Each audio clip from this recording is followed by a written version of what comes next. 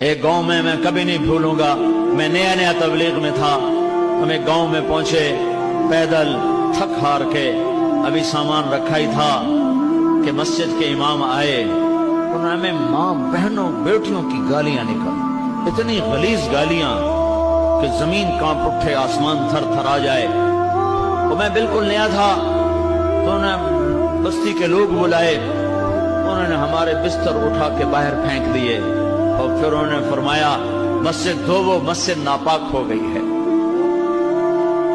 مسجد میں تو کافر بھی آ جائے تو ناپاک نہیں ہوتی۔ میرے نبی کے پاس کافر ملنے آتے تھے، مسجد میں بٹھائے جاتے تھے۔ طائف کے کافر آئے، میرے نبی نے مسجد میں بٹھایا، یہ تو نہیں فرمایا مسجد دھو دو۔